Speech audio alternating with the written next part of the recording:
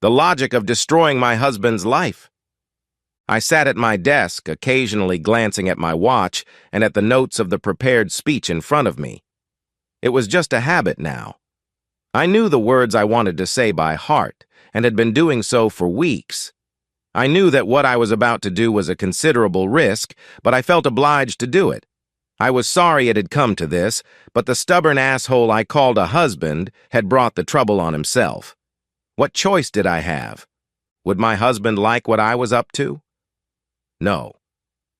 I knew he liked to always be in control, and I was going to take away all choice and bend him to my will. I leaned back in my chair, waiting for him to come home. He couldn't know about the ambush I'd prepared for him. I know what you're thinking. I wasn't going to sit him down and announce that I had a lover, and insist that he either go along with it, or I was going to kick his ass out and clean every last dollar out of him. Well, you're wrong. And I wasn't going to announce that I was divorcing him or demand a trial divorce so I could make love to others. Before you ask, no. I had no desire to knock him out only to tie him up and humiliate him by sleeping with his best friend. And don't insult his integrity by assuming I was there to announce that I found out about his affair, so I set out to get revenge.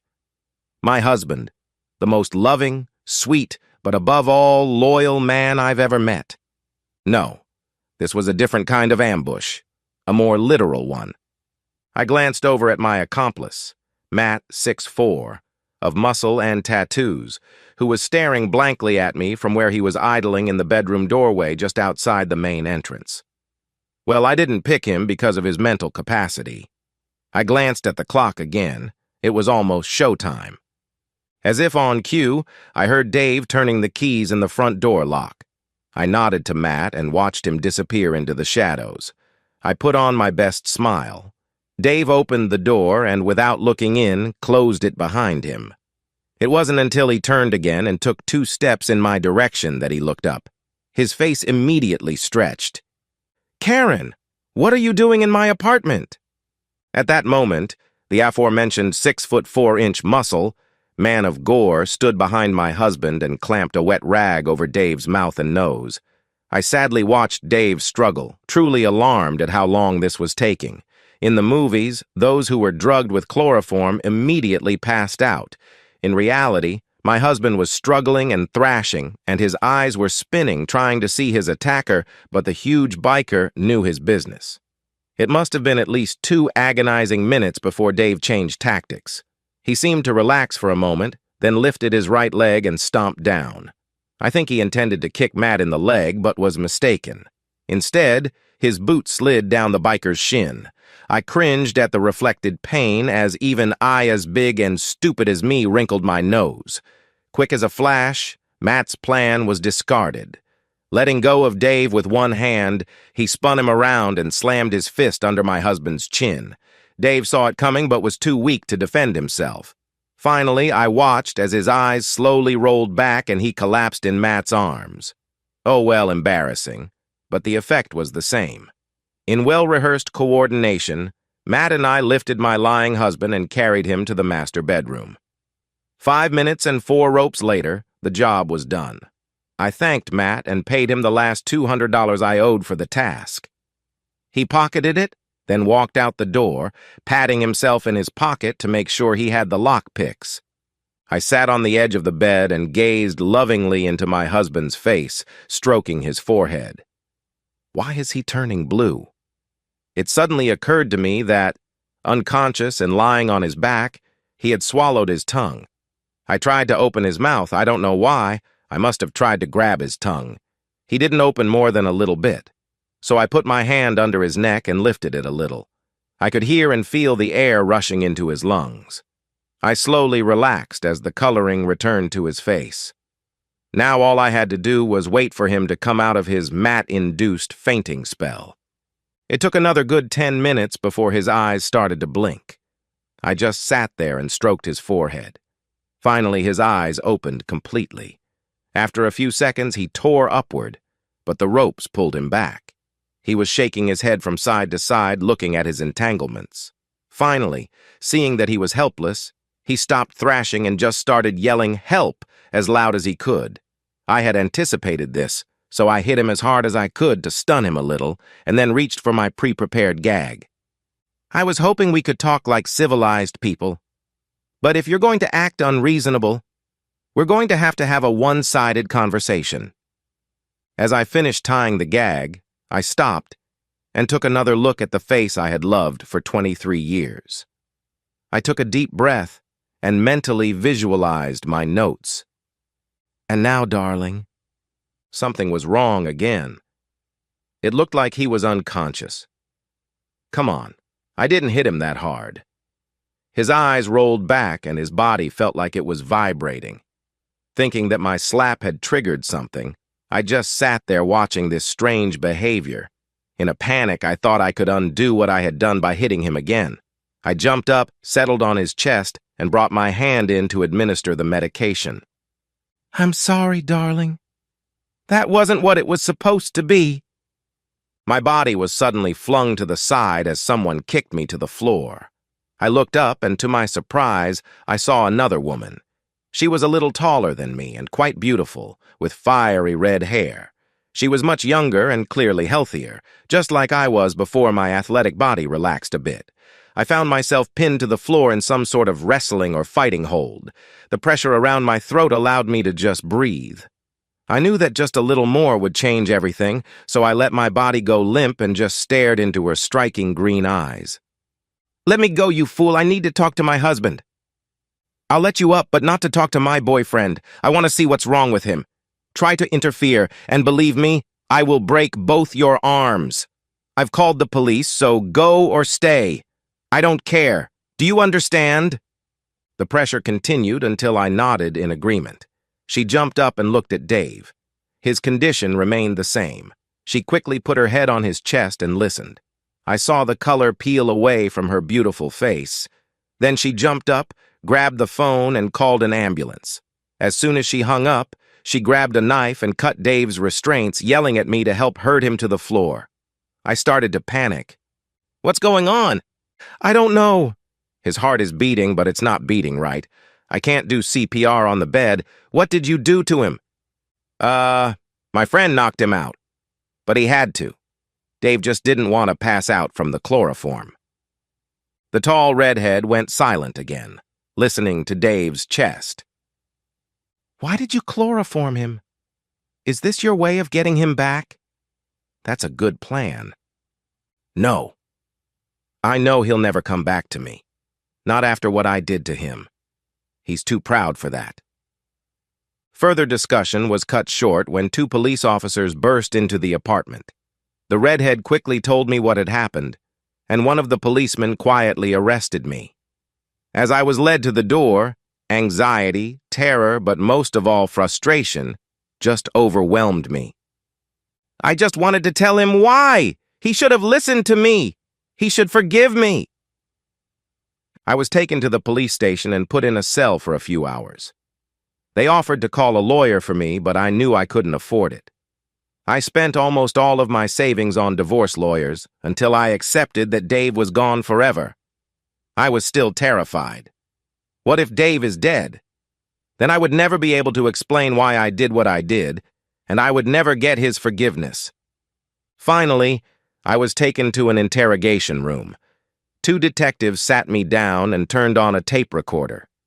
I didn't see anything wrong with agreeing to be recorded during the interview, but that was all I was going to do. To the first three questions, I simply replied, I refuse to answer this on the grounds that it would tend to incriminate me. Two of the detectives were discussing getting a lawyer for me when there was a knock on the door. The third detective poked his head through the door. The girl is here and wants to talk. With obvious distaste, the first two detectives left and the tall redhead entered the room and sat down across from me. My name is Wendy Dormer, by the way. Is Dave okay? He's going to live, no thanks to you. Your little chloroform trick gave him a cardiac arrhythmia. The doctors say he'll be fine until his heart rate gets above normal, and then he'll just pass out. They're going to let him rest for a while and then stop his heart and restart it. There's a 90% chance he'll go back to normal. Otherwise, it's a pacemaker for the rest of his life. Breathing a sigh of relief, I took the opportunity to look at her. She was statuesque, like a bimbo, with a body I would have been happy to have at her age. One look into her eyes told me that while she surpassed me in all physical aspects, I had an advantage over her intellectually. I wondered why she was here. She answered for me. "Look, Karen, this has to stop. When are you going to finally realize in your stupid head that Dave doesn't care why you did something nasty to him? He just wants to get a divorce and move on with his life. But he has to listen to me."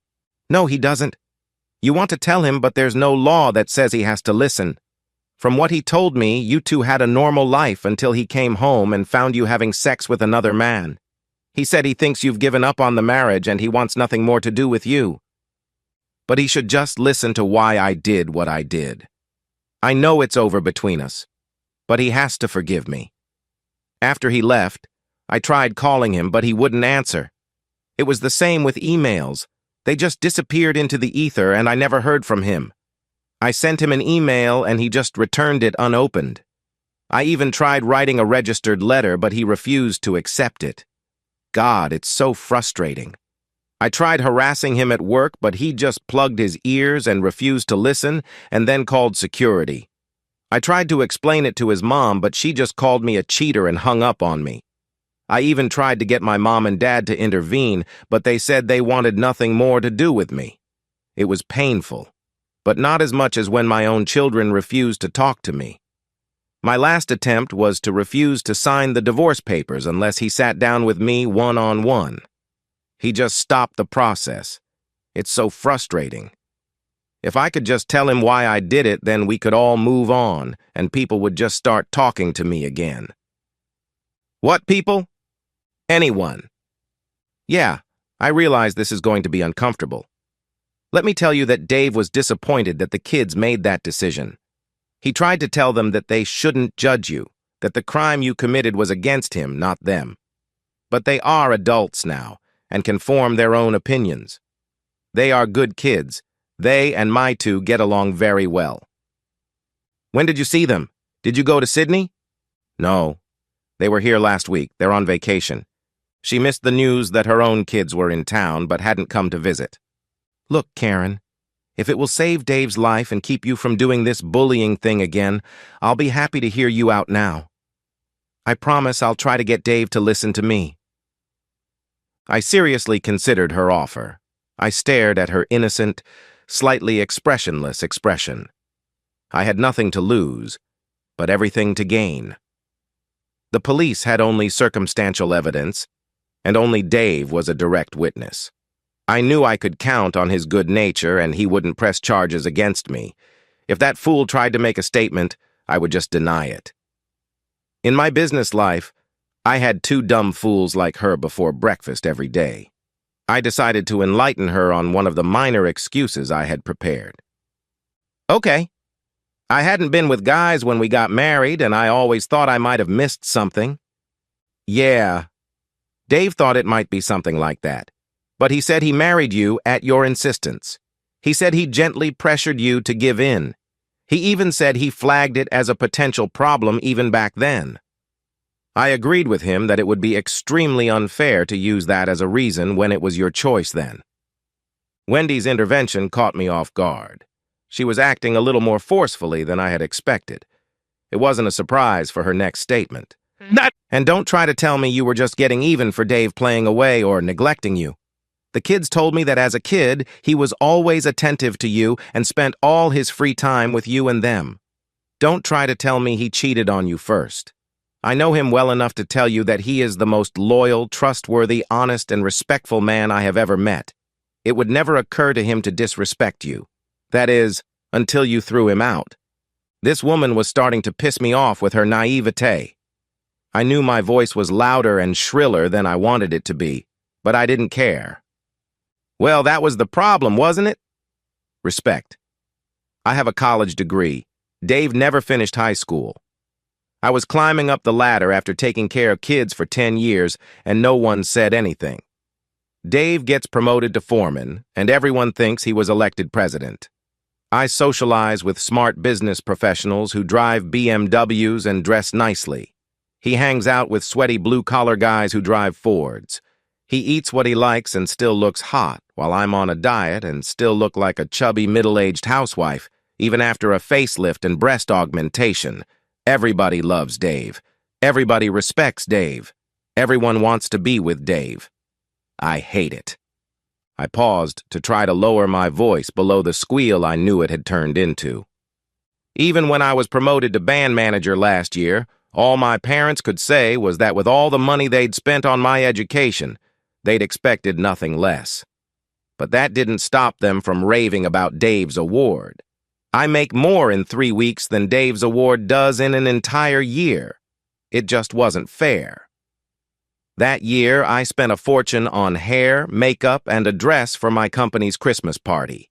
I show up, and all I have to say is, "Where's Dave? Do you have any idea what it's like to know that you are socially, financially, and intellectually superior to your husband, but your own parents seem to love him more than you? Do you?" Wendy shook her head. Karen thought she hated Wendy more than anything else in the world. The athletic girl at school who picked her boyfriends, the empty-headed types who swirled around her husband at parties and laughed at his crude jokes while she tried, but unsuccessfully, to impress people with her knowledge and intelligence. The ones that agreed with him whenever there was a controversial issue, even when her arguments were superior. Not just the women, but all the guys. The final humiliation was when, after one argument, Dave stood up to defend her from the crowd. The argument was about being a stay-at-home mommy.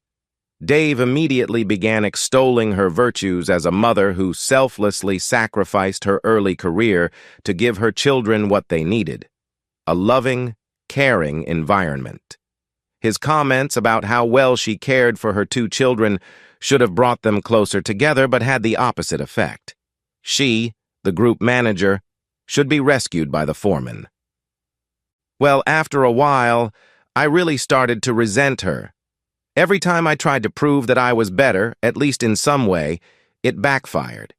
Just made me look uncompetitive and, even worse, made people rally around Dave. Eventually, I decided there was only one way to get rid of Dave. I would have a lover. If I could keep the affair a secret from Dave, it would prove that I was better than him. Just for me.